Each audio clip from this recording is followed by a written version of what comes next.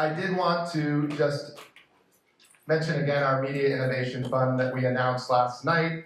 Thank the Stanton Foundation, who has made all of this research that we've been doing since 2017 possible. And we have now started the Northeastern Media Innovation Fund with a generous gift from the foundation for $25,000. Our goal is to raise $500,000, and this money will allow us to continue innovating with newsrooms, putting our Northeastern co-ops in newsrooms, identifying fellows who can work in newsrooms for a year, and just experiment with new technology that's emerging. So we're on digital platforms now. Who knows what's in 2 years? Who knows what's in 3 years? And that's what this fund is all about. So I just wanted to thank the foundation again for that support. And of course, if anyone's interested in donating, we're interested in hearing from you.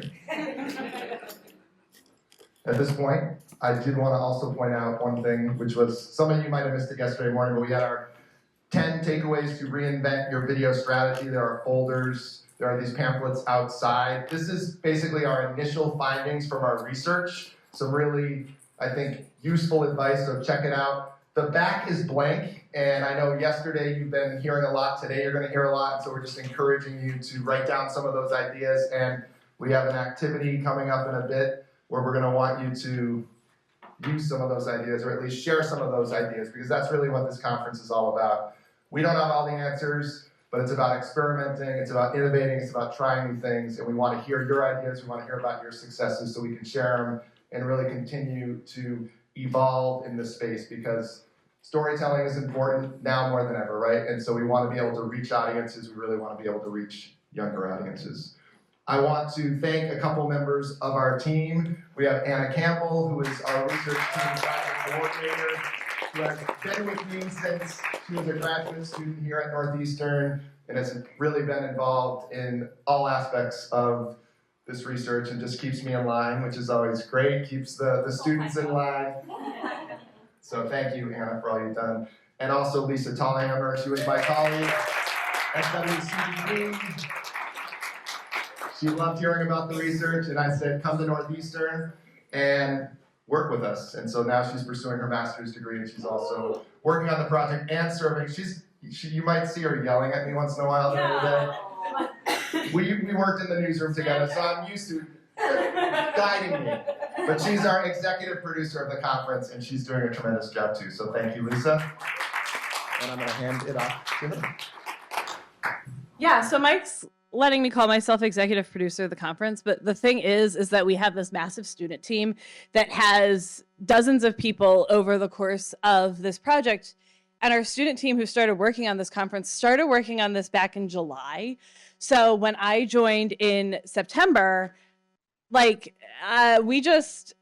we had this buffet of ideas, and then it was like, let's turn them into reality. So this is the spring 25 edition of our team. As you can see, sometimes we're a what do they call it? Distributed team, where sometimes people are calling in remote and sometimes they're live. But so, I started working in local TV back in 2008 as a news producer. And I've seen an evolution over the course of my relatively short, right, in the grand scheme of things, career, and how people respond to the work I do. When I started in 2008, I would tell people that I was producing for a local TV station, and they would say, oh yeah, that's the one I watch, or is that the one with so-and-so anchor? And within 10 years, I would tell people what I did, and their first reaction would be, oh, I don't have cable. And so the speed with which that has happened, right, I think shows us some of the value in what we're doing here. And I know, and we all know, right, that people are interested in what we're doing and are interested in information, but we're not meeting them in places where they are, and we're not always giving them the deeper and more thoughtful storytelling they're looking for. I'm in my late 30s. My sister and my brother are also in their 30s. My sister lives in Connecticut with my brother-in-law, who's a public school teacher. She works in insurance. They send their kids to public schools. And for them, the local news isn't local enough. It's not talking about what's happening in their local town government. And so my sister once looked at me a veteran local news producer and said to me, I don't really think of television as a place for news. And I was like, well, it's not good for us. And my brother and sister-in-law are in Chicago and very politically involved and really care about their community and don't think that the news in Chicago is giving them the kind of deeper, more thoughtful storytelling that is useful and relevant to them. But we're all people who care about our communities, and so I think that my siblings want this information. They're my example, like normal people. We all have them, right, in our lives, these people we think about. And so I think that we have a really wonderful opportunity with what we're talking about here to reach those people. But back to the student team, I'd like to brag on them all a little bit more because I think you should hire any of the ones who are graduating this spring. Because I'd like you to know that at the New England Emmy Awards last summer, Northeastern won more Student Emmys than anyone else, any other college in New England. Yeah. One of our Emmy winners, she's a multi-time Emmy winner, which is more than I can say, is with us today. Hannah Escandon is one of our MVP editors, video producers, and she's just a great thinker too. So I think you should hire all of our team, and please consider this a potential Hannah job interview.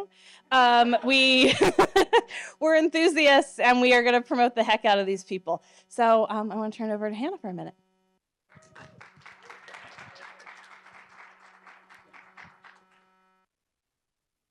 Good morning, everyone. Thank you so much for being here. My name is Hannah Escandon, and I've had the privilege of being part of the student research team for a little bit over a year now. Lately, I've been reflecting on what drew me to the project in the first place, and it's this. The Reinventing Local TV News project has never been just a research opportunity. It's a call to action. This project is at the forefront of what's coming next in news. The way people get information is changing so fast. My generation doesn't sit down to watch the evening news. We live online, and more often than not, live inside our own information bubble. But this is why this work matters. Because it's not just about adapting to TikTok or making stories shorter. It's about building a platform people can actually trust. A platform where communities see themselves reflected and where we remind people that they are more alike than divided. We want more than surface level reporting. We want reporting that digs deeper, centers marginalized voices, and asks tough questions. Being part of this team has shown me that the future of journalism isn't about keeping up, it's about leading. And I'm proud to be part of a generation that is ready to do just that. And most of all, we are hungry, not just to report, but to reimagine, to experiment, to build something better. And what I've learned this year is that young people are already doing this work. We're already pushing for better storytelling, for more inclusive newsrooms, for platforms that meet people where they are. All we need is a seat at the table, not someday, but now. Because the future of journalism isn't waiting, it's already here, and we're ready for it.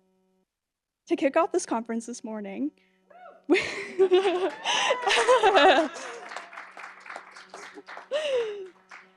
want to spotlight 4 incredible people who have been living and shaping the future of journalism every single day. Our fellows, Maggie, Gabby, Angela, and Leanna, who have spent the past year reinventing the wheel. To celebrate their work, I put together a short video that reflects everything that they've accomplished, and we love to start by sharing it with you.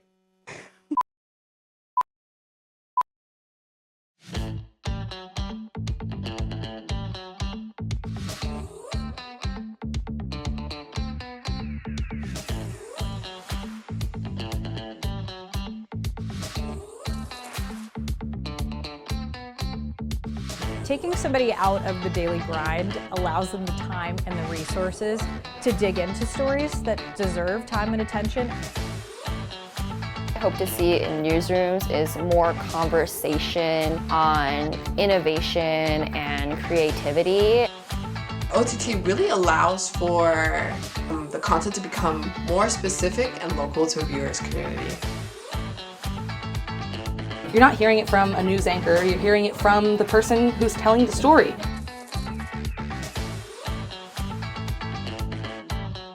It's really important that we expand our offerings. I think there is opportunity to do some cool things. We should be excited by new media, not afraid of it. We need to be producing content for social media first.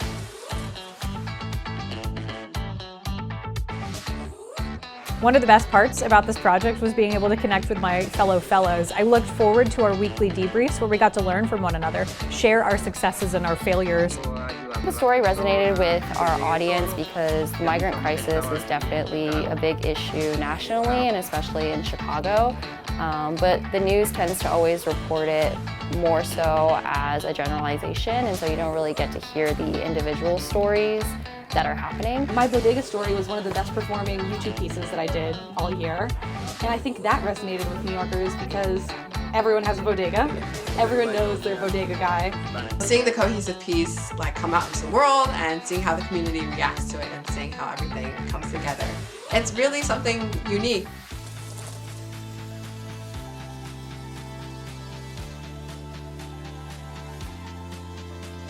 Getting to work with the Northeastern students, getting to talk with people who give me a completely different, fresh set of eyes than I would have ever seen. They come at pitches completely differently than I would have ever imagined. Digital content is so important. Connecting with viewers, and especially our younger viewers, wherever they are. Every newsroom in America needs a position like this one, not just because it's fun, but there's so much to learn.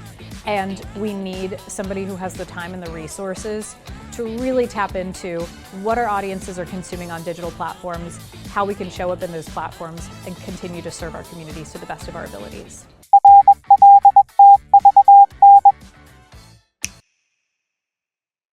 Hannah, words of wisdom. I loved hearing them, but also awesome job on the video. Thank you to all the students. We do have an incredible student team. Thank you to our fellows who have been so fun to work with and see them just experiment and push the boundaries. So that's wonderful. We are about to get to our keynote, but before we do, I thought it would be appropriate to talk about a trailblazing woman that had a lot of influence on my life when I was a student at Emerson, who passed away last year, and we set up a scholarship in honor of Dr. Marsha, Della, Giustina. Marsha touched so many people's lives in New England, so many journalists still, and so we were able to raise money to start the RTDNA Dr. Marsha, Della, Giustina Scholarship. I want to encourage everyone to apply. We picked a winner this year, and I realized, bad on me, that we didn't do enough Boston publicizing of it. We're going to do that next year. So we need a Boston student, whether it's Emerson, Northeastern, BU, but Marsha was really made a difference in so many people's lives, and also just really made a difference in the world of journalism. I thought it was an appropriate introduction to our keynote today, who is also a trailblazing woman in digital media. Maribel Lopez is the head of PBS Digital Studios and is doing some fantastic work. I'm so excited to hear what she has to say, and to introduce her, I'm going to pass it off to Anna. Thank you all so much for being here. It really means a lot to us. As you saw in that little teaser video, we've been at this last stage of the research for 2 years, but this research project overall, we've been at it for 7-ish years. So it means the world to us that you all are here, participating with us, learning, meeting people, and getting to sample a little tidbit of what we've been up to for the last 7 years. I have like a couple things about me, a couple things about just the event today, and then I'm so excited to introduce Maribel. So I am Anna Campbell. Thank you, Mike, for the amazing intro. I've been involved with this project for a long time now in various different ways. I wear many hats, so I'm kind of curious just like who we have in the room today. Can you raise your hand if you work for a newsroom of some variety? Okay. How about if you work for yourself, if you're a freelancer or you have your own business? If you consider yourself a storyteller. Oh, yay. And how about if you are in a communications role for like a different kind of organization? Okay, awesome, sweet. Who did I forget? Students. If you're a student, please raise your hand. Our future, everyone. Amazing. Okay, well, we have a really awesome, diverse mix of folks in the crowd. So I encourage you guys, I know you've been mingling out amongst the snacks, but really, I want to challenge you to introduce yourself to somebody new over the course of the day, make a new friend, make a new connection, share your insights and takeaways from one of the amazing panels that we have either yesterday or we have so much stuff lined up for you guys today. It's like mind-blowing. So since no one person can be in all the different rooms at the same time, share with your colleagues and exchange definitely your favorite parts. So I also run a marketing agency for environmental organizations and science and tech-oriented clients. So my angle into all of this is science journalism, and I would be thrilled to like chat with anybody about that. Along those lines, I'm very passionate about data, and Mike loves to call me the data person in this particular experiment. So along those lines, I wanted to make our data accessible for you guys and have like also just a break, because it's a lot of socializing, a lot of sitting and listening. If you want to take a breather and do something more interactive, we do have in ISEC 138 what we're fondly calling the data playground. So this is going to be a really cool interactive space. You can get some of the insights from all of the research that we've been doing with our partner stations and with the field at large. Just take away some of our top line insights, but in like a fun interactive way. So I kind of want to just leave it mysterious so that you're curious and you go check it out. We also will have some VR headsets in there. So if you have not experienced VR in 360, definitely highly recommend. Even if you have, we're going to have lined up a bunch of 360 journalism. So that allows you to like just live the story, like put yourself in the shoes of various person in a different situation. Some of these are some really powerful pieces. So there's more passive ones where you kind of just put on a headset and you're looking around and you're like watching a video, but it's just happening all the way around you. And we also have some more interactive ones. So there's some, if you just need a break, there's sculpting, there's workout apps, there's like all kinds of cool stuff you can do in VR. And we also have some very cool ones, my personal favorites, which are there's one called Where Thoughts Go, highly recommend. It's people submitting their own stories and their own little tidbits, and then you get to go explore this world that's like made of what people submitted as far as like their personal memories and stories. And anyone who's interested in participatory journalism, citizen journalism came up a little bit yesterday, I would highly recommend you check that out, because VR 360 and augmented reality are some very exciting frontiers for the future of journalism and immersive storytelling. So that's the data playground. That's ISEC 138. There's a big sign, and it's also the room that you can see tubes of ping pong balls in. Also, while we're not having programming in here during the day, we have our keynotes in here, obviously. In the downtime, if you want to come in, we have a massive playlist of videos that are produced by all of you. And we're just going to be playing them in here. So it's going to be like a little movie night party. Come in, watch some videos, and we're going to be sharing that playlist after the event. So the cool thing is that if you come in here, chill out, watch some videos, you can know that the person who made that video is in this room. So if you see something really cool and really inspiring, go find its author. You're all here. So very, very cool. We're calling that our Reinvent Showcase, and we hope that you can take some inspiration away from what your colleagues are doing. So that's that. Without further ado, one more raise of hands. If you were raised on PBS. Yes, I can say very confidently that PBS is like the gold standard for educational storytelling, nonfiction storytelling, and has inspired so many of us in this room, including myself, to pursue careers in educational and nonfiction storytelling. So we are just so thrilled to have Maribel Lopez here. She is the head of PBS Digital Studios, helping PBS innovate, stay current, stay ahead of trends, shape trends, and continue to shape the youth and the adults of the future. So Maribel is an award-winning journalist in her own right. She worked for Twin Cities PBS and got her career start there, working on lots of different amazing series, Racism Unveiled, as well as Soundfield, and many, many more. Currently, she is serving as the executive producer of 25 plus series simultaneously. If you can imagine, if anyone's produced just one series, that's quite a lot to be handling. But not only is Maribel an amazing storyteller, she also gives back to the field and the future of journalism through mentorship of women journalists, support groups for people of color in journalism and storytelling. So we are just so thrilled to have you here and to get some of like a little tidbit of your wisdom. Please find her afterwards too and just ask her all your questions because she's here to be a resource for us and we are so grateful. So without further ado, please give it up for our keynote, Maribel Lopez. Good morning, everyone. It's good to see you all. Yesterday was so great for those of us that were able to be here. I spent the day hearing from so many amazing leaders, experts, some of the students, seeing some of their work, really inspiring stuff. So I'm honored to be here today. Again, my name's Maribel Lopez. Day 2 of this incredible summit, so much important information coming at you today. And I'm looking forward to getting locked in and giving the keys to our digital original programming strategies. But before I do that, I do want to share just a little bit more about myself and why I was asked here today to come and speak with all of you. As Anna mentioned, I'm the head of PBS Digital Studios, which I'll talk more about in a little bit. And so that means I oversee the editorial programming strategies, the financial and business operations, and our audience strategies for a network of roughly 20 to 25 digital original series for PBS. And I've been at PBS for about 3 years.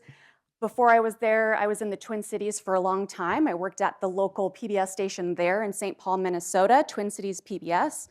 Held a variety of different roles there, and I started, and I'm sharing this for the students in the room, but I started as a department program coordinator, which was kind of like an executive assistant tied with production coordination, program development, and lots of different things in between. But I had the chance to really get familiar with public broadcasting in that sense because I was working for producers that worked on long-form national PBS documentaries.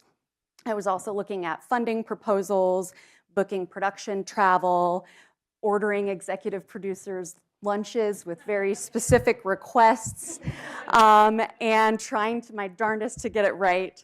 And so it really allowed me to kind of have a well-rounded background early on in my career. I moved around internally. I did that for about 3 years. And throughout the organization, I don't even know, I had a lot of different roles. I had a stint in marketing and events. That kind of led me to working on different engagement strategies specifically aimed at connecting with young adults in our community. And so that included overseeing some digital original content. It also included some live events at our studio and also working on some of those multi-platform projects that Anna shared. At one point, I was overseeing a digital magazine for young adults that has sadly shuttered. If you've ever been a part of starting something up and then having to say goodbye to it, it's very hard. But it was all in the spirit of trying new things, experimentation, and trying to connect with newer audiences. So even before that, I was an intern at Iowa PBS. I'm originally from Central Iowa, and I interned on their weekly public affairs show, so I had a lot of experience holding boom mics in cornfields and learning about live cattle, which I don't eat beef anymore. And so I've had all different kinds of roles over time, and one of the things that makes me most excited and I've been most passionate about is new emerging media projects and especially how we connect as the public broadcasting service with younger audiences and connecting with them through digital journalism and storytelling. And I will just say one of my personal beliefs and a big reason why I'm in this line of work is because I do believe that media has the responsibility to not only inform, but educate. And everyone deserves an opportunity to learn. Everyone learns differently and has that right to access accurate information that's thoughtful, that's smart, that's fun, that's accessible, approachable, earnest. We're very earnest at PBS. We're a bunch of nerds. And also working in a place where we can create a sense of wonder and also curiosity and find answers and share information that really kind of satiates that curiosity. So we heard yesterday, we'll probably hear a lot today, Our industry's in a pivotal moment, I would say, and it has been, and our work here, all of you, all of us, more important than ever before. I am, and I've always been a big believer in trying new things, experimentation, iteration, innovation, and it can feel extra challenging to be in that mindset at these times, but it's really important. I'm also a big believer of doubling down on what works, making things sustainable, not making things harder than they need to be, and then focusing on the long game while remaining true to myself and our brand. Some other things personally to just know about me is I'm a daughter, I'm a sister, I'm a friend, I'm a girlfriend, I'm a Scorpio, I'm Puerto Rican, I'm from the Midwest, born and raised in central Iowa. I currently live in Washington, D.C. I'm a middle child. That says a lot, people say. I have a dog. I absolutely love him, and I find any opportunity to put him in a presentation deck. This was when he was a lot younger. He's 13 now, so he sleeps a lot. But I like to share a little bit about me personally before I get started with things, because I'm also just a girl here to just share information with all of you fine folks. And it's important to say there are no hard and fast rules, okay? There's best practices, there's recommendations, there's guidelines, there's trends, but I can't even take full credit for that. I have this incredible team that a lot of what you're seeing in this presentation today and what I'm going to talk about are variations of talks they've given, of things that they know and they've shared and they've learned and they've taught me too. And so I just wanted to acknowledge that. All right, enough about me. Let's talk about digital studios for a little bit. So we are really here to engage with the new generation of PBS viewers. It's kind of one of the most important things we need to do as a legacy media organization, and we will do it. And we're doing some of it, and I'll share a little bit about that. Before I get too far in the weeds, let's show a little. Are you ready? Let's take a little trip of our own. And Kappas are obsessed with butts, so hang on to yours.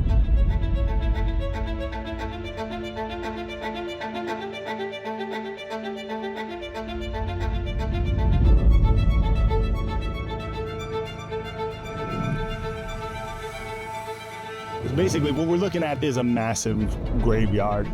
This is one of the most important forest ecosystems on Earth. One of the oldest Japan towns in the US. Kilauea is one of the most active volcanoes on Earth. Is it possible to make a river wild again? So what did pirate music actually sound like? So how much pressure can the cockroach take? Why are there so many boycotts? But is it really possible for an accent to vanish? What I need to do is find a Native woman expert. Are there any around? Of course there are. I just found one on Google. That was easy. We feel that it's wrong to exclude when we want to be accepted. The real story here is about generosity. These are my rights, and I'm taking advantage of it. This is my happy place. Welcome to Not a Fruit, where the game is to name a plant that's not a fruit. How water freezes. The first thing we think to fly, a corn photo booth, a shark survey, Alzheimer's disease, a solar eclipse, matter antimatter engines, the sound of dance music being changed for us, the breakup of the supercontinent Pangea. Okay, 19th century women-led secret societies isn't where I thought we'd end up in this episode, but I'm here for it. Welcome to Crash Course Religions. Oh boy, Stan, this is gonna be fun and nobody's gonna get offended.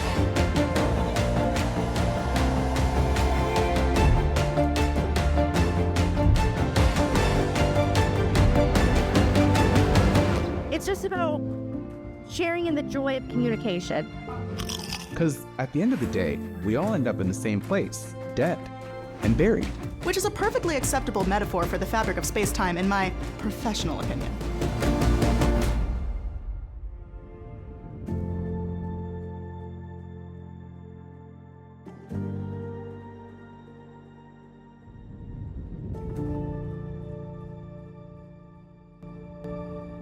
Like me? Viewers like you? You guys have seen that meme, maybe? Yes. It's hilarious. Oops. Yeah, so that's a little bit of flavor here. That that sizzle reel we did at we released it at our last summit, which we do with all of our producers. We try to do annually, and we tried to incorporate all of the programs that we had active at the time, which was a lot. So some of those have wrapped up, and we've got new ones coming. So thank you for your time and attention with that. And so PBS is home for a lot of digital original content, if you haven't gathered. We work with producers and creators from all across the country.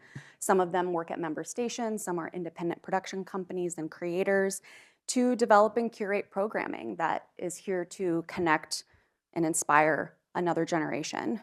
This is across platforms. A lot of what I'm going to talk about today is focused on YouTube specifically, and I'm going to share a lot of things. So get your notepads ready. But we're also on Instagram, TikTok, and importantly, our PBS-owned platforms. We have an app. Please download the PBS app, and on pbs.org and OTT.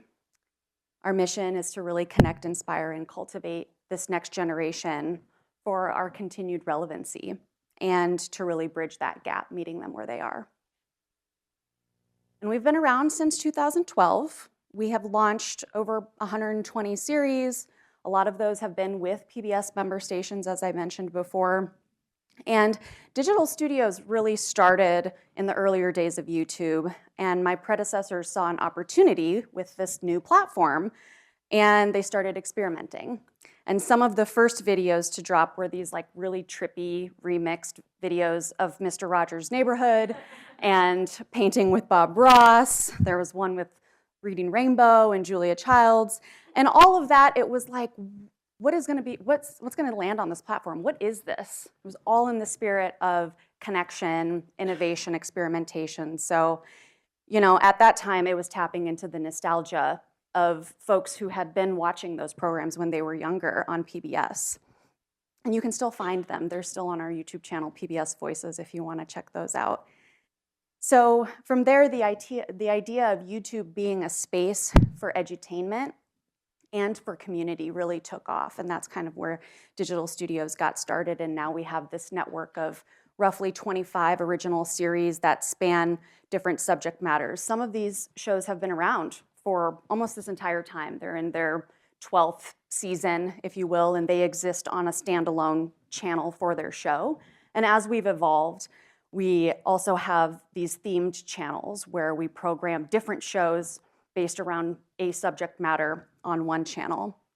And that's what you see here. So here are some of our themed channels, which cover key genres for PBS. And we really, this is part of a strategy to really connect with an audience based off of something they're really into, right? So you've got science, that's PBS Terra. You can find all kinds of different science programs there. PBS Origins is for history, and we really try to look at history through an intersectional lens because we know that's what the audience wants, and I'll talk more about that in a little bit.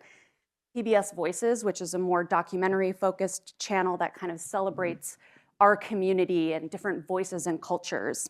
Storied is a humanities-themed channel. It's got a linguistics show. It's got a show about monsters. And then we also have our main PBS channel and PBS Food. PBS Food, self-explanatory.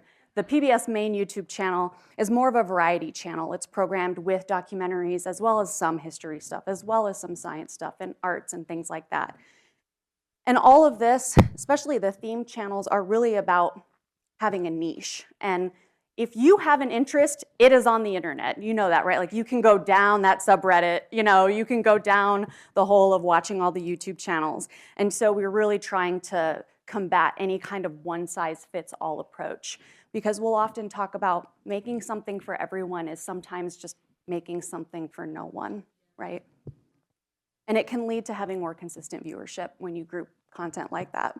And you saw some of this data in the reel, but I did want to just call out our viewer demographics. So of the roughly 50 million views we get every month across our shows on YouTube, almost 80% are under 45. So that matters. We're here doing what we said we would do. And also the average broadcast viewer is 65 and up. So 45 is young, okay? Yeah. And I've already mentioned this, but these are the key platforms that we are on. And each one of them plays a purpose and plays a role in our content strategy. So from the beginning, YouTube has been where Digital Studios has focused its energy on, and I'm excited today to share some of the best practices that we use with our programming. Our series have always been designed with native YouTube audiences in mind, carefully considered, their top of mind. It's not retrofitting something for this platform because, you know, when YouTube started, it was kind of looked at as sort of a marketing platform. That's not what this is, right? Like, you're watching complete stories, some complete documentaries in some cases, right, on YouTube. So we also publish our content to our owned platforms, like I said, and that means all of our 330 member stations across the country can also leverage our programs on their platforms and platforms that they have a little more control over, which is really important to PBS being a member organization with these stations. And then we also have bespoke Instagram and TikTok and YouTube short strategies. A lot of our shows have sort of original content for those platforms as well. They're not lifts, they're not segmented. It's a unique 60-second, 90-second story. And we're continuing to iterate to see what's landing on those platforms. Sometimes something will really take off on YouTube Shorts and then it completely flops on TikTok, and it's that same vertical video. So it's interesting to continue to learn what's working in those spaces. All of this being said, a lot of what I'm going to talk about today are specifically YouTube best practices, but I do think they can be applied in some of these other platforms as well.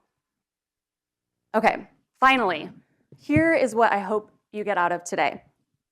YouTube being an essential platform for your content strategy, understanding that ecosystem that YouTube is, and also that it's more than just hitting published and then crossing your fingers that young people watch it. There's a lot more that goes into it, right? It's a super crowded space. How can you stand out and how can your programming stand out?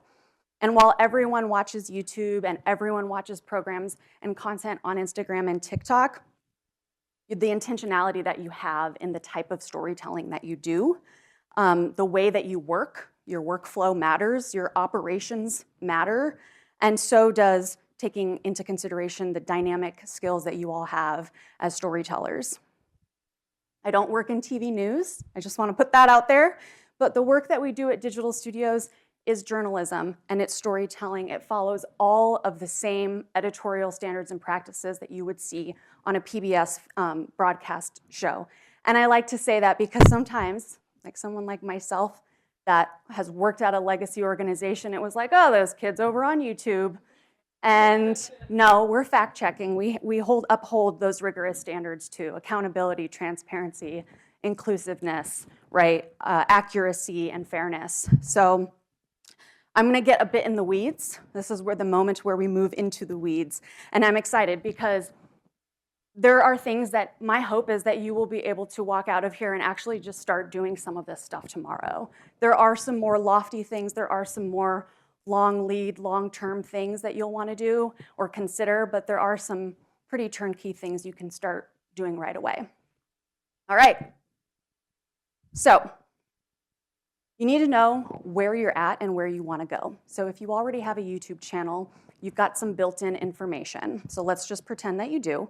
But you want to understand this landscape because, as you heard, some of you may have heard yesterday from the Smith-Geiger group, YouTube is the place to be.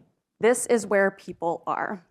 And despite its faults, it's still one of the most popular places, right, that you can watch content. So you need to be there. Also flawed, the monetization system, but you can make money off YouTube. It is the broadest and most established video platform. It's great for community building and engaging with your audience, and we'll talk more about that. And it's great for long form and short form content. It's still a great place for experimentation, and it has long tail viewership. So these are last year's stats, but something tells me not much has probably changed here. So you can see just how many active users there are on YouTube. 2.5 billion. There you go. We've got about an average of 50 minutes a day that people are spending time watching content there, and 100 million paid subscribers. Now, the chart that I'm showing here, you can see my sources here, is I like to show this because it shows where that moment happened where digital video surpassed TV. And so, like, we're here. We've been here, right? So that just goes to show that right there is one of the reasons why you got to be in this space and you have to have some intentionality about how you move in this space. All right, the internet. If you open up your YouTube page, it's going to look very different than mine, right? And then what works on YouTube is kind of a very different thing in and of itself. So there's some basic guidelines, some basic kind of fundamentals that apply. Sometimes it works and sometimes it doesn't, but content that succeeds really is following platform-specific patterns. They're not just, trying to retrofit something into a platform. They're really being intentional about being there.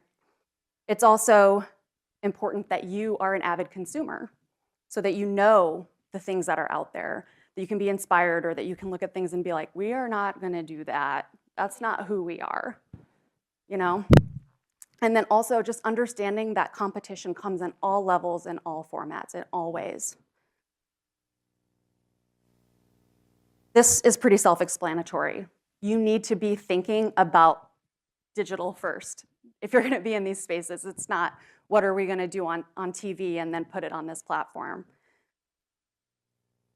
And that means beautiful clip art. Kudos to one of my team members. We talk about this three-legged stool and how it all needs to be balanced out. And so what I'm talking about here is your topic. Is it interesting? What are you talking about? Is it something that other people are talking about? If so, what are they saying? And what can you offer that's different? Those are the questions to ask yourself. Your packaging. You can have the most interesting thing in the world, but if your thumbnail sucks, like no one's gonna click on it, okay? And if your title is and it's not optimized, same thing. It's not gonna be elevated and people aren't gonna see it. And we'll get into more specifics about that in a second. And the quality, it does not need to be blue chip. YouTube started with people vlogging in their bedrooms, right? Like that, it doesn't need to be that. But you want to have good enough audio where people can understand. You want to put those captions. That's accessibility, okay? That just opens the door for more people to be able to consume your content. And having all of these three things balanced is incredibly important to have that maximum impact.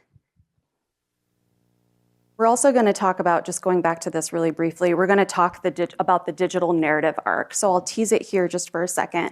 A lot of the producers that we've worked with at PBS have worked in documentary film, so they're like building up to a climax, and like you don't have time for that here. So that's an important thing. We'll talk more about that, keeping that hook. And a lot of folks that work in journalism, like you're not bearing the lead. You're starting up front, so that's great.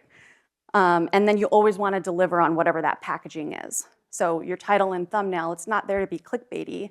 It's there for you to deliver on that promise of what piqued their curiosity. And in order to do that, you need to understand who your audience is. You need to get to know them. These are people, right? They have personalities. And this was mentioned, I think, yesterday. If you were here last night, Swati shared their personas for Vox viewers. That's what we're talking about. We'll get into that a little bit more. So you really need to be thinking about your audience first. This means setting some goals for yourself. Who do you actually want to watch this? And I'm not saying, I want people 18 to 34. That's not an audience. That's a demographic. So you want to build some comprehensive profiles. This is going beyond that. Age, gender, geography. It's like, what are their motivations? What do these people like? So going beyond basic demographics, what are their interests? Where else do they spend time online? What other online communities are they engaged in? Other creators are they following? What social platforms do they use? Use this information to inform your content decisions.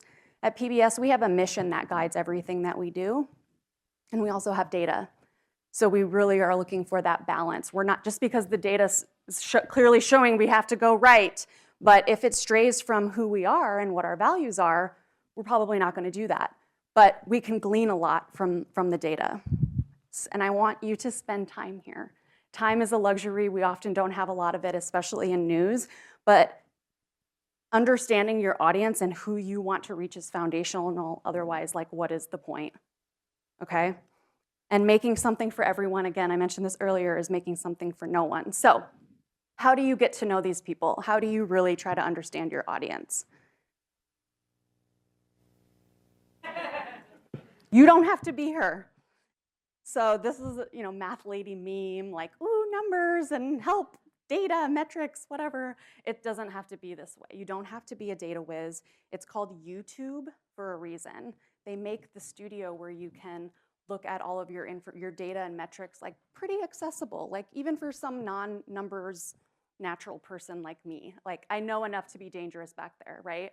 And you can't break anything. I'll show some screenshots so that it like lowers the barrier to entry if you've never been back there and looking at the analytics, because it doesn't have to be scary, and it can really reveal some helpful things as you go about producing different stories and using that to drive your strategies. So you're gonna think about your audience, you're gonna set goals, you're going to set goals based off of your organization. So the person next to you, wherever they work, might look really different, right?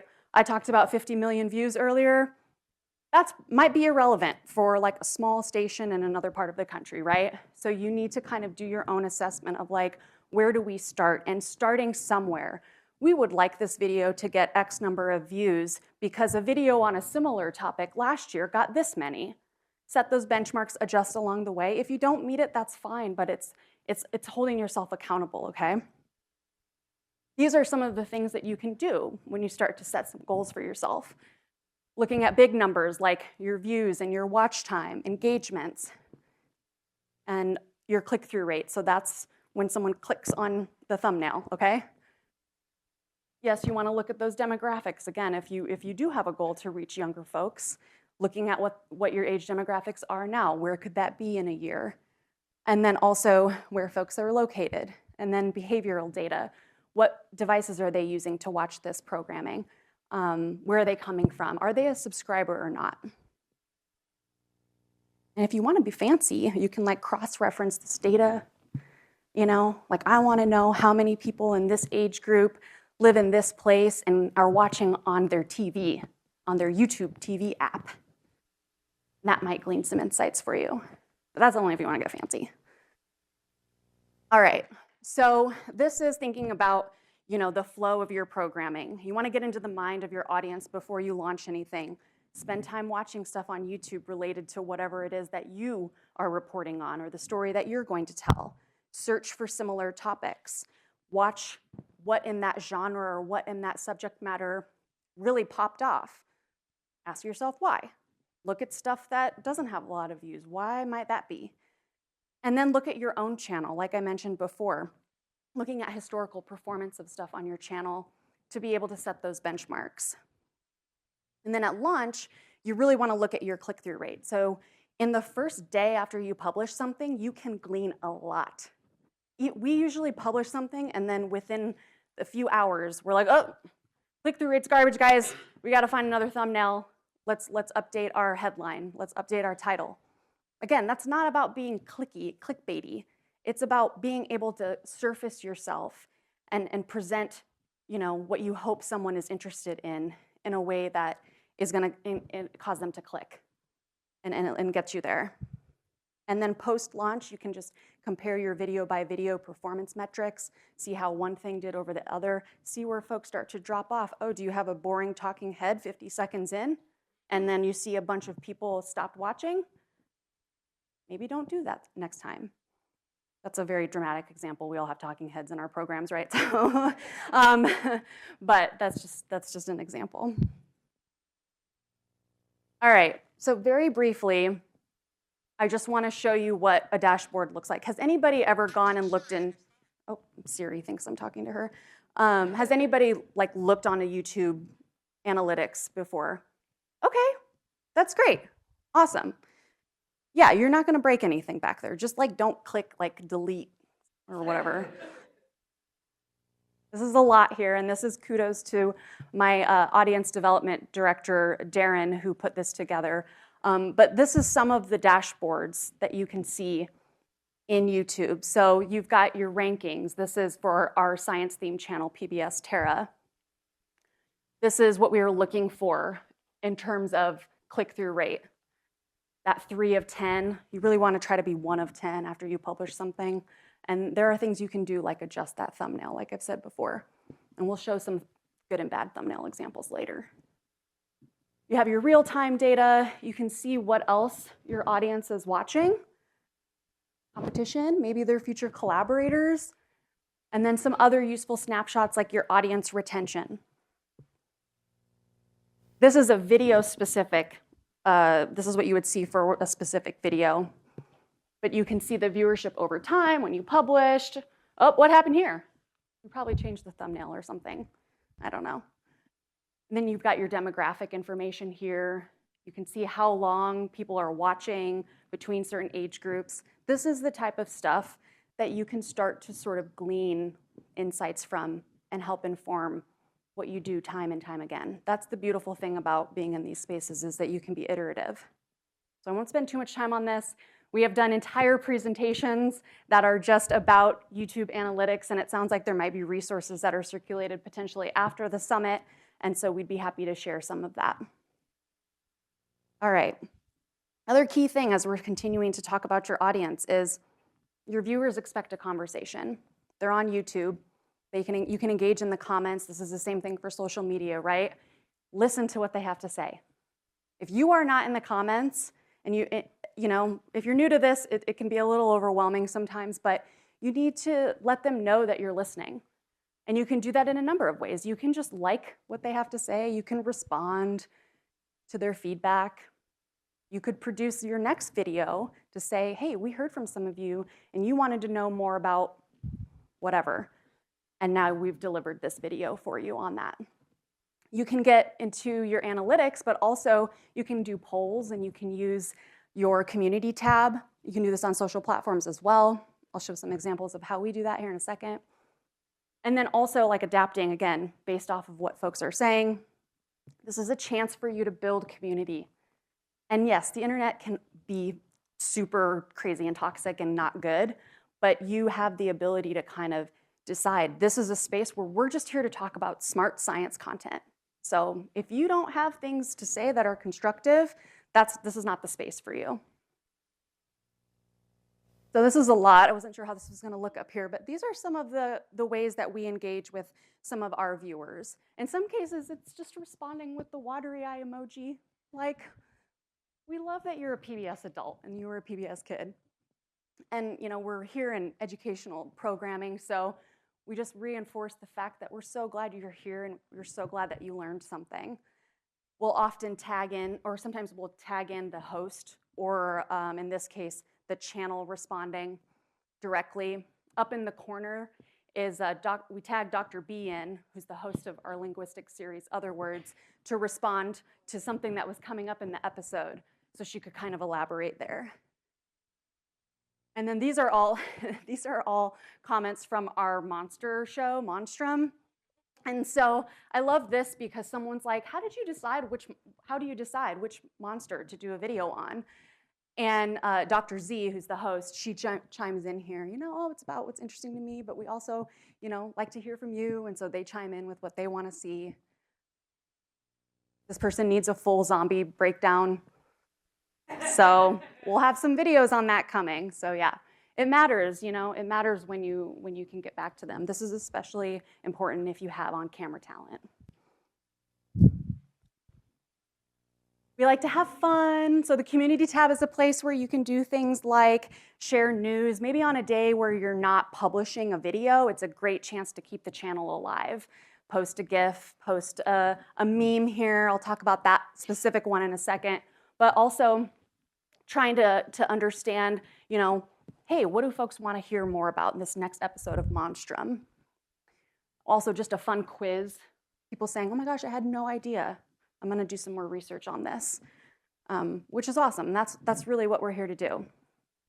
So this Arthur meme up here, we're talking about our annual audience survey. I don't know how many years running now. Digital Studios puts out a survey every year. It's roughly 30 questions.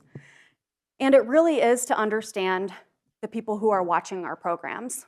And we'll be very direct with them. We can't offer them an Amazon gift card to do this survey, but they've cultivated a relationship with that host. They really like that host. So at the end of the episode, the host says, hey, it's that time again. We've got an annual survey. We'd love to hear from you. What more do you want to see from us? So the survey asks more demographic questions that we can't glean from Google Analytics, but it also asks like specific, log lines for shows that we're developing.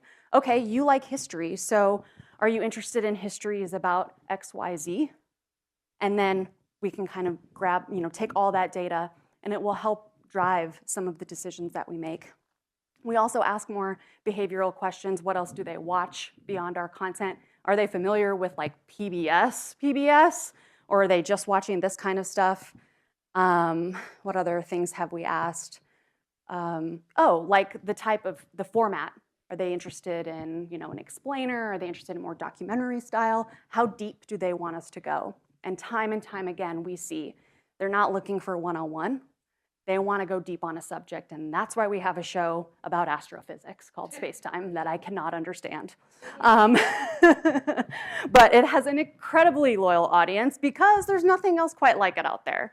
And they listen to the audience. Over time, they were like, hey, you started talking about this, but then we never heard more, and can you go deep on this? And so we've heard that from some of you, and in some of the other talks, like, this is where we can add context. This is where we can go deep on things, and that's what viewers want. All right, you're journalists, so this isn't a problem. You're not here bearing the lead. I mentioned we work with a lot of producers that work in the documentary space, so there's a lot of like beautiful shots and soft music and birds singing, and it's like, nope, you have 5 seconds, if that, right? You need a thumbnail, and then you gotta get their attention as soon as possible. So you're literally competing with everything else on the internet and in life. We're all busy. So you have to stand out, and you're competing against sort of infinite distractions. You need to create that hook immediately and not bury the lead. Again, y'all are good at that. Strongest thing up front. I talked about that narrative arc, and this is one of the, this is how we kind of look at it, right? Start on a high note, give them everything you got. Front load the awesome. Start explaining yourself some. Make it interesting.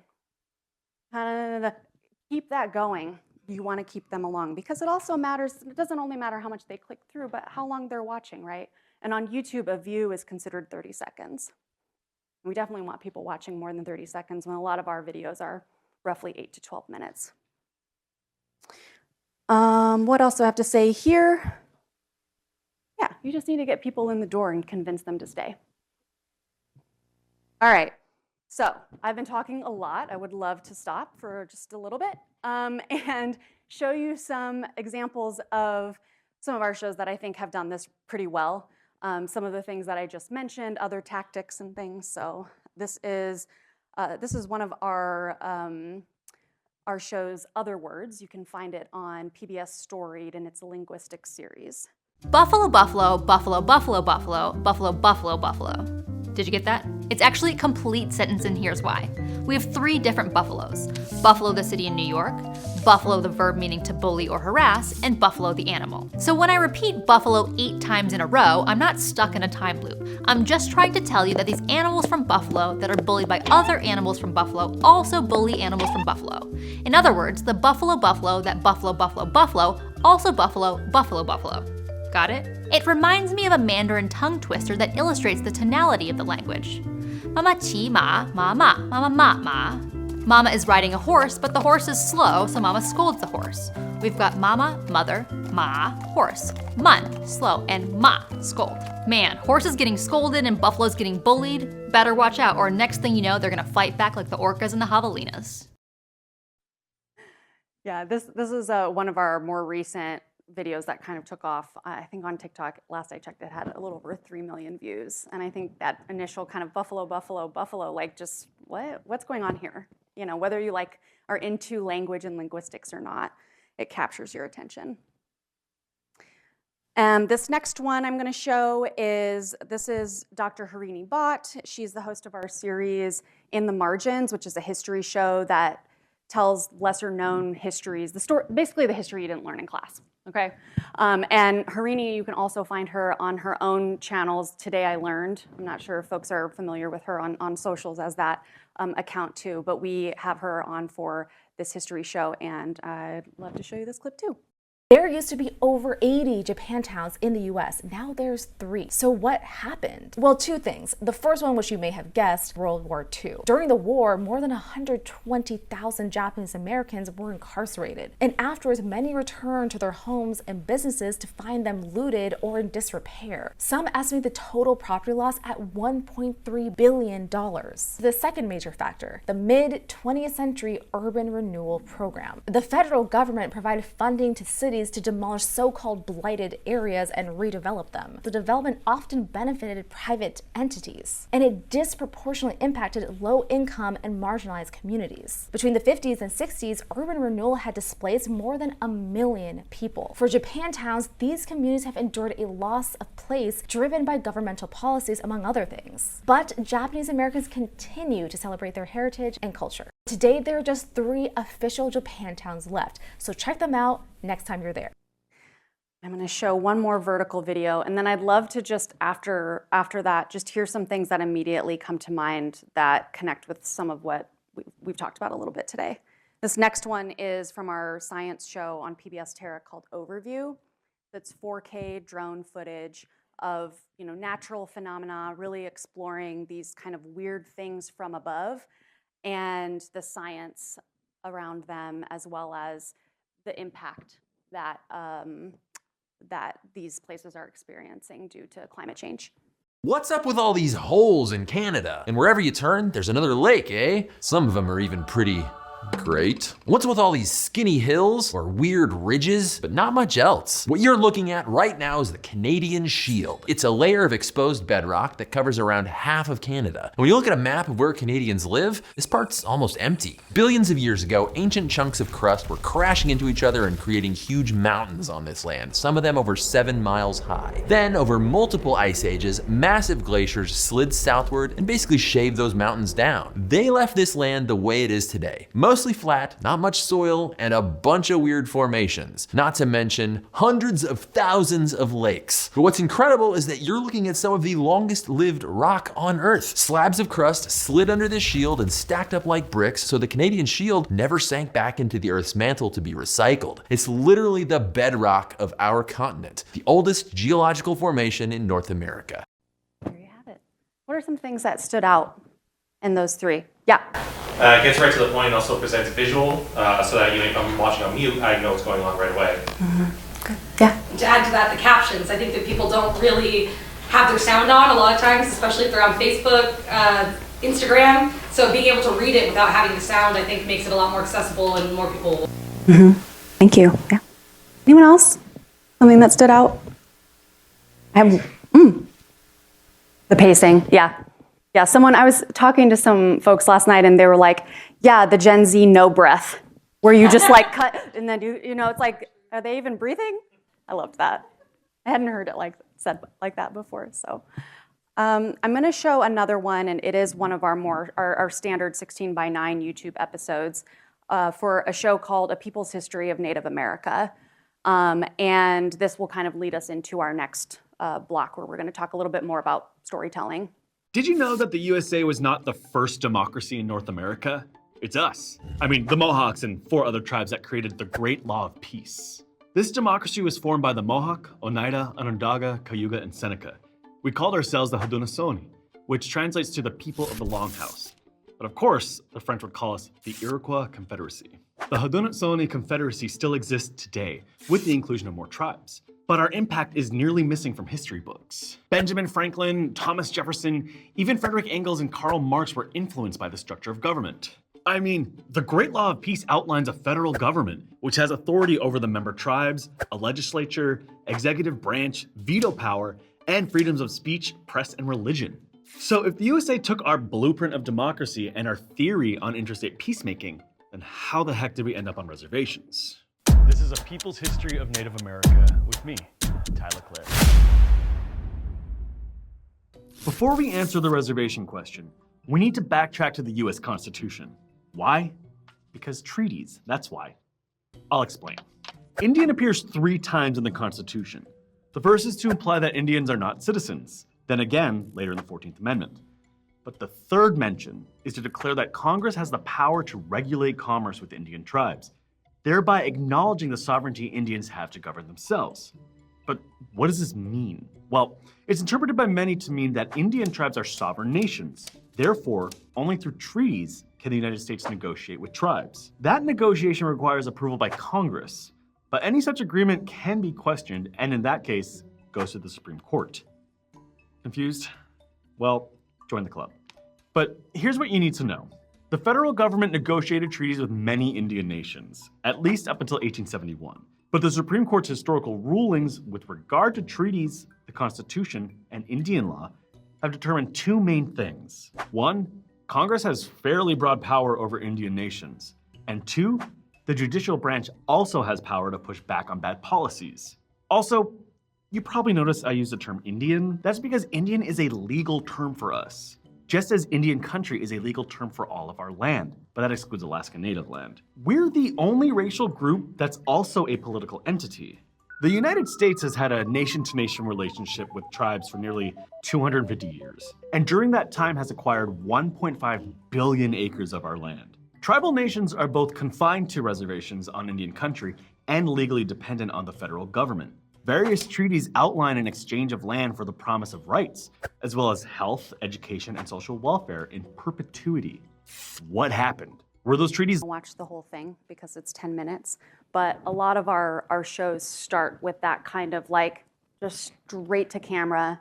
I mean, when you look at the vertical videos, there was quite a bit going on in some of those cases, right? It was, and in this case, it's just Ty, and he's just here to tell it how it is. And I think that just goes to show that these different formats, there's not a one-size-fits-all. There's a lot of different things that can work on these platforms, okay? So I don't want you to think that you have to do something one way or the other. There's just a lot of really dynamic ways to catch people's attention in a short amount of time.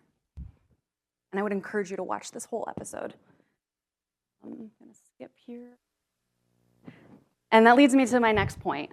We work with a lot of talent, and we want them to be as comfortable and authentic as they are. So what you're seeing, yes, they're reading a script, of course. A lot of times they have done a lot of the research, and in some cases they may even be the host and the writer. And we want them to be authentic because nobody wants to show up like this. This is like, just don't. Like, you can see yourself out, right? So, and I think that's especially true for like a legacy media organization or like brands. Whenever there's a new platform, they're like trying to hey, hello kids, fellow kids, and it's just not working. And it's like, please stop. So we don't want to feel unnatural. Folks can sniff you out. They know what they're being fed. Be authentic. So keep it real. This means matching the vibe, the tone, the style of the platform, the expectations of that. And again, that can look a lot of different ways like we just saw. In our case, we found that there are some sweet spots for the types of programming that we do at Digital Studios and the length of time. A lot of our episodes are between 8 to 12 minutes. The standard 16:9 episodes are between 8 to 12 minutes. Shows that have been around for seasons can sometimes get away with 18, 20 minutes because they are really going deep on something and they need that time. Make the story the length of the time that it needs to have to be able for the story to be told, you know? And we do see, though, that things that are over that 5-minute mark are gonna, land a little bit better because that's, otherwise you have YouTube Shorts, so like you would do that for that platform.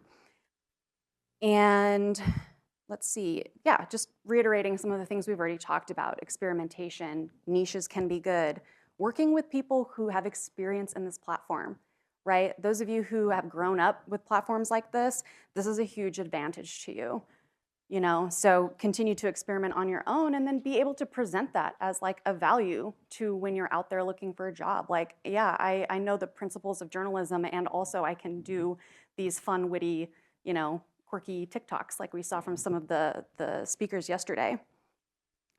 We do work with a lot of hosts. As you saw, most of our shows have hosts, and that's because we want to create the intimacy and that connection with the audience. It goes a long way. So when we ask the audience to tell us more about yourself in our 30-question survey, they will do that. And those hosts are passionate and they're knowledgeable. A lot of times, because our shows are around a certain area of expertise, they have subject matter expertise in that. You saw Joe, the host of Overview. He has his own show, Be Smart. He's a scientist and an educator. We also have Ty, who is, a comedian and an actor, but very embedded in the Indigenous community and knows a lot about the culture and the history and the norms of that community. And so we really do try to find and work with hosts who are really into their subject matter and craft. This is the other, one of the other legs on the stool that we were talking about earlier, and this is where the internet's really shallow, guys. Like what's on the outside matters, and that's your thumbnail. Like, what does it look like? So let's look at some examples here in a second. But your thumbnail and your title should have interplay. They should not be mirroring each other. They should not be redundant. Your real estate is so small.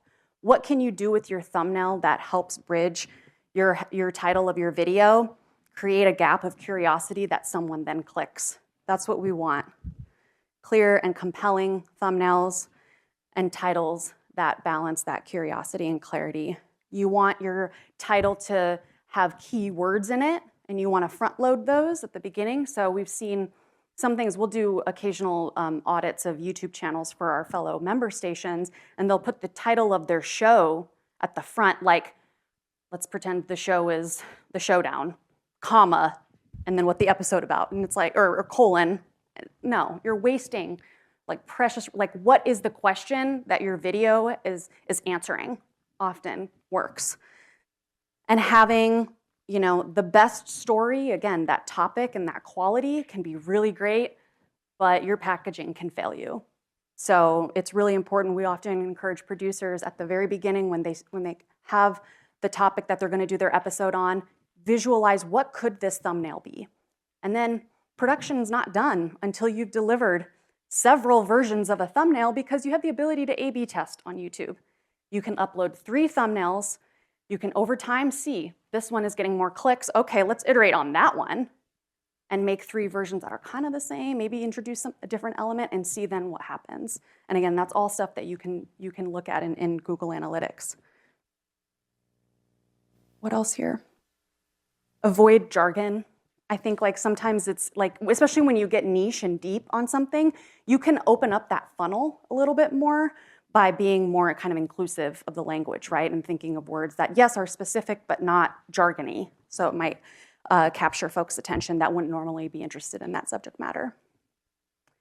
Okay, so here are some examples of, and I hope that these demonstrate some of the things that I was just saying. So a lot of these are asking a question, right? That you can see the title above and then the thumbnail on the bottom.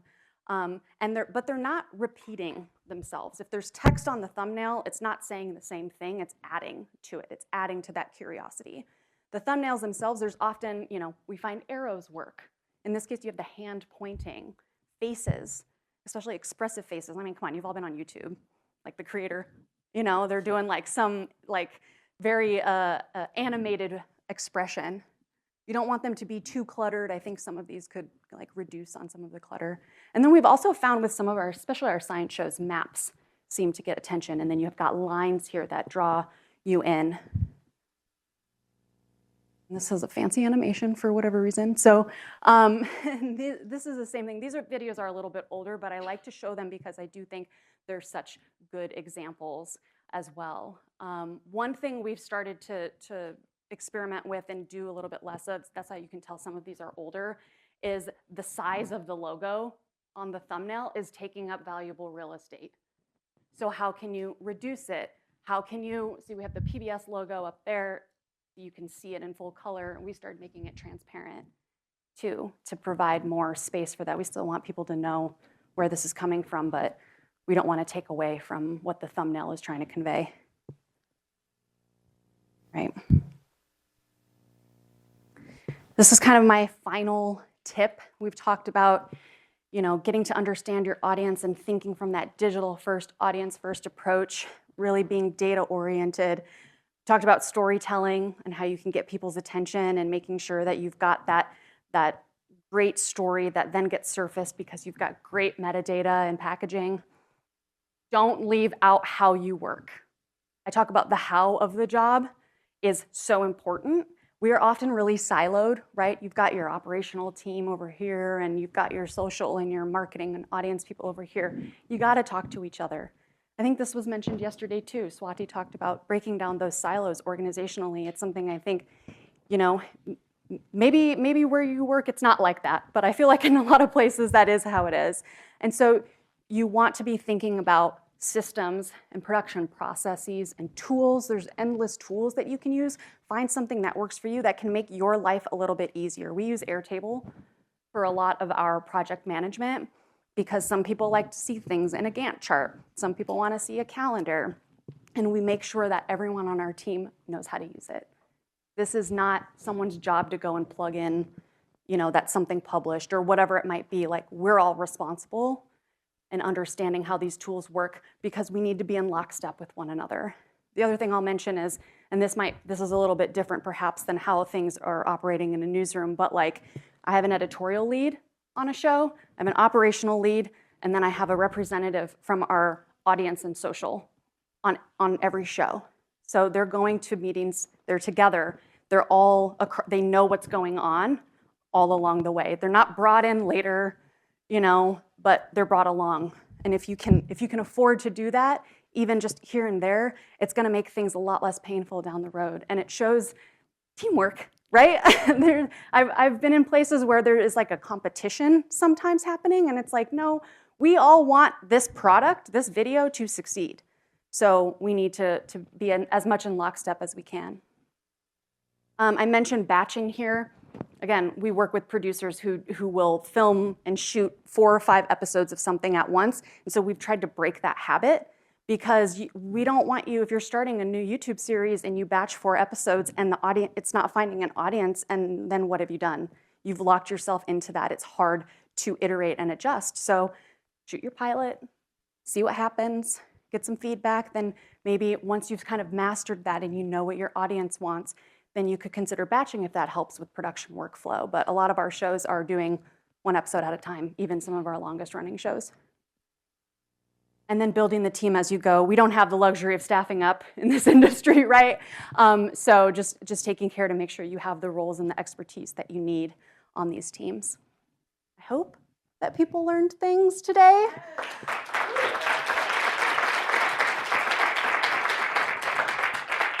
I know this is a lot of information, but like I said, I hope it's like there's some of that inspiration, right? We're all here. We all want to make a difference. We want to help educate and inform our society and be these, you know, be of service to the people and delivering information.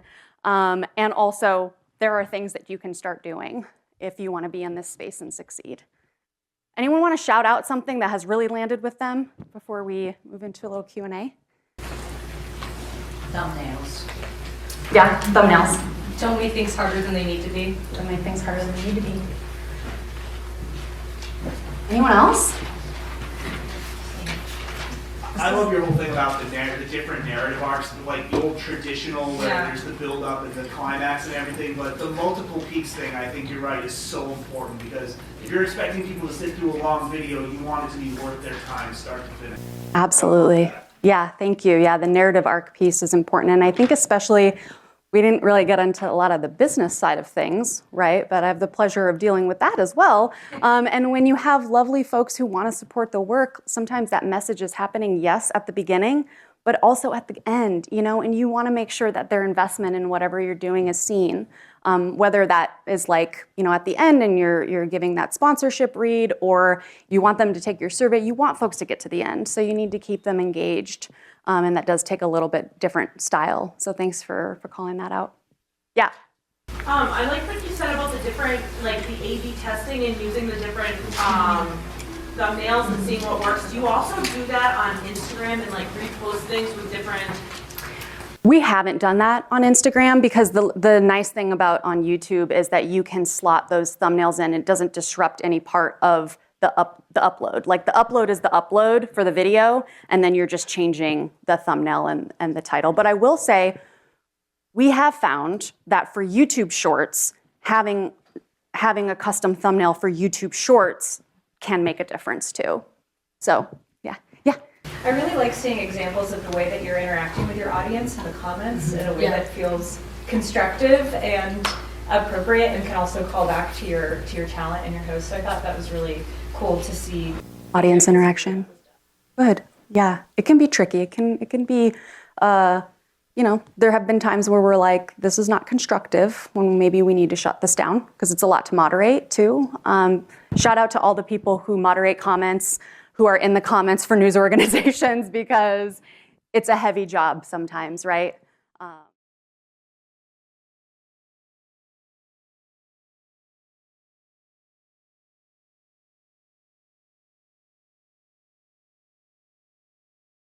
Okay, so time for questions? Time for questions. Great. That was amazing. First of all, I just loved how can we get a round of applause? Oh, thank you. I loved how you pulled back the curtain on how you do things, and it's just so interesting. I'm gonna get the first question because I want to talk about the business side that you alluded to just at the end there.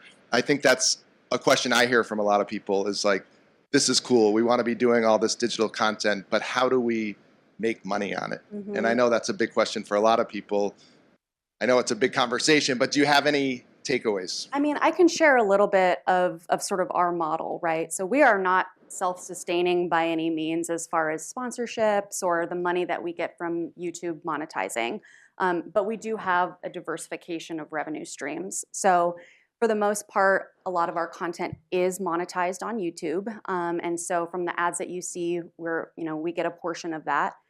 And we also have, in some cases, sponsors who are interested in our brand and what our shows have to offer and the audience that they have. And so we're able to do sponsor reads. So in our case, we have to be, because we're public broadcasting, we have to be very specific with who we can work with and what the messaging is. There's a whole process through standards and practices that we go through that's really diligent. And there are a lot of cases where we might have to walk away because we can't, kind of come to, this is something we can say, or this is a product that we feel comfortable having and aligns with us. But what that looks like in action is someone, like the host will read, thank you to XYZ for supporting PBS, get into the episode, and then there's a short, usually 30 seconds, maybe 45 seconds at the end, just explaining what that company is. But we don't do any kind of calls to action or anything like that. So that's one thing. And really, those are the shows that do have that massive audience. I mentioned our astrophysics show, Space Time, which you can find if you like rocket science and maybe have a PhD in it. And then you can give me the Spark Notes. But that has a massive audience, right? So they do get reached out to by sponsors. And then we also have some shows that have individual Patreons. So we do not have like a PBS Digital Studios Patreon that you can support for all of our shows, but we do have some shows that have, their own merch shop, and they sort of manage the relationship with the patrons, right? And offer perks for, you're $2 a month or $10 a month and that sort of thing. But that's just select shows. And then another stream, and it's very much a smaller stream, is some other licensing that we do. So there are educational platforms that exist out there that are really interested in helping get this type of material into classrooms. First of all, PBS has a platform called PBS Learning Media, which is free and available to educators. A lot of our digital studios programs, go on there, and then they're accompanied by like discussion guides and things like that, but not all of our stuff. And so the more we can get this type of content into classrooms is a huge service. And so sometimes we'll earn a little bit from that. But then we also apply for grants. And that's kind of the other piece of the pie. So similar to what Swati was saying last night, like it is tough out there. There's so much to compete with, and you need to really, be clear about what your values are, I think, whether you're an individual creator and or attached to an organization or a media brand. And sometimes that means not saying yes to everything. And in our case, like we can't say yes to everything, but figuring out unique ways to, kind of extend that and bring more people into the fold. But it really does start with like cultivating an audience, right? Like when I worked in the Twin Cities at the local PBS station there, I was working in like digital content at the time, and it was like, oh, this is great, but like, are they going to become members? Like, are we going to sign up? We got to put some flyers out there. So how are they going to sign up for our membership program? And I'm like, oh my gosh, we've made 2 episodes of a show on YouTube. Like, you have no relationship with these people.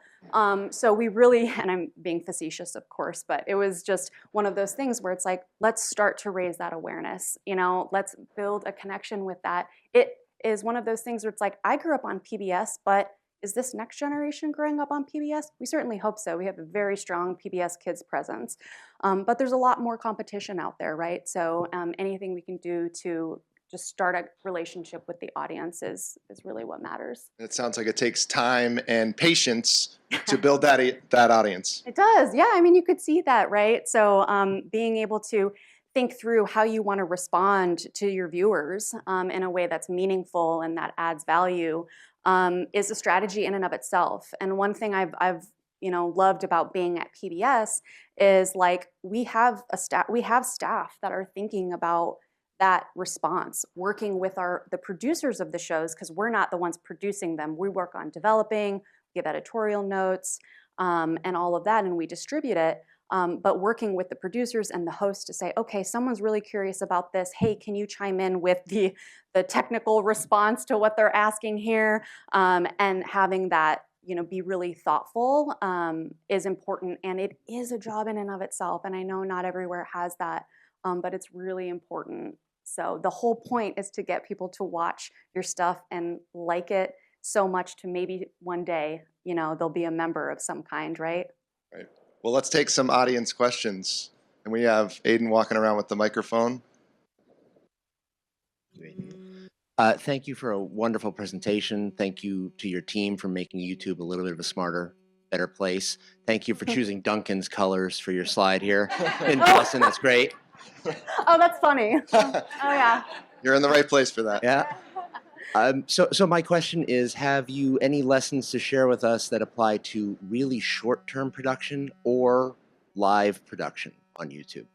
I cannot speak to live production, so I'll just answer that right off the bat. And for short-term, do you mean like really bite-sized short length or like a short production time?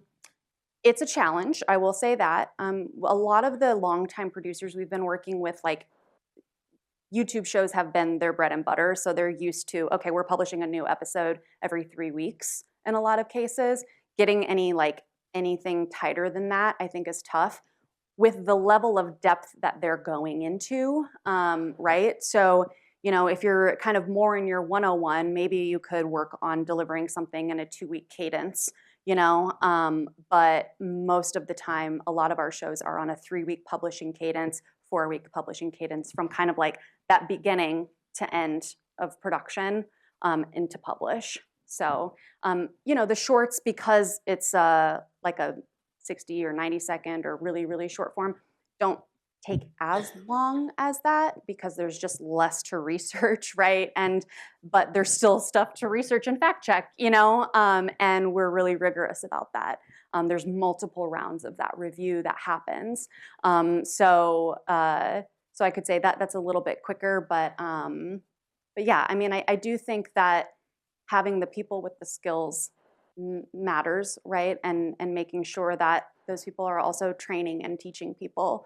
We had a program recently that was really designed for PBS stations, actually, to help them go from producing great long-form broadcast content to more digital-minded digital content, specifically for YouTube and short-form platforms. And it's really tough, right? Like to make that pivot, it is turning a big ship. And we've learned a lot in that program. And I will say too, afterwards, we'd be happy to share some resources that we have that are like literal training, like videos that get into a lot of that and how you can kind of like tighten things up at your shop.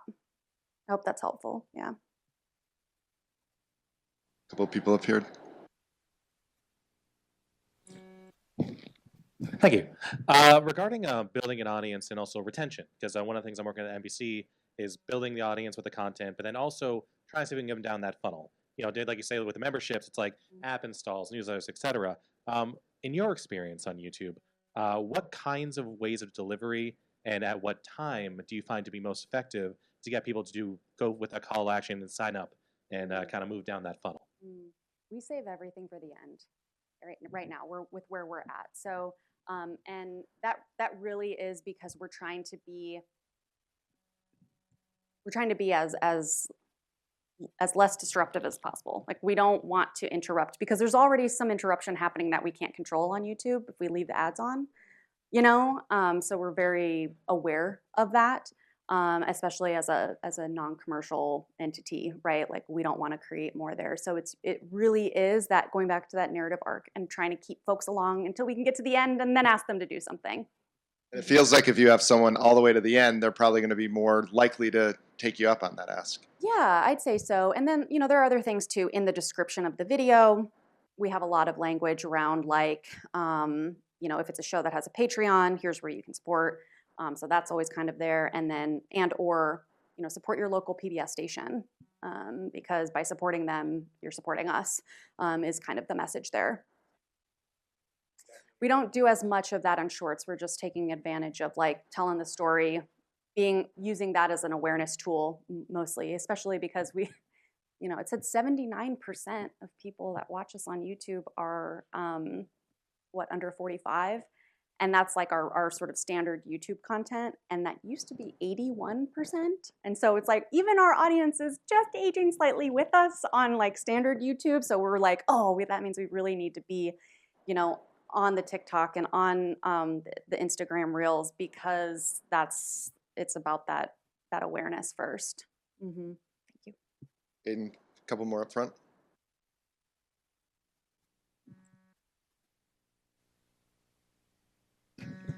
Hi, thank you so much. I have so many questions, but technical one. On YouTube, you talked about after publishing, after 2 to 3 hours, looking back at the analytics and making adjustments to maybe the thumbnail or their title, which I think is really interesting. Do you find that there is a window after which making adjustments isn't effective? Do you have to hit it at a certain time? And kind of adjacent to that, let's say you did a story that a year later is still relevant that you could maybe want to resurface for like Women's History Month. Can you go back to a video that you published a year later, make some adjustments and resurface it again? Yeah.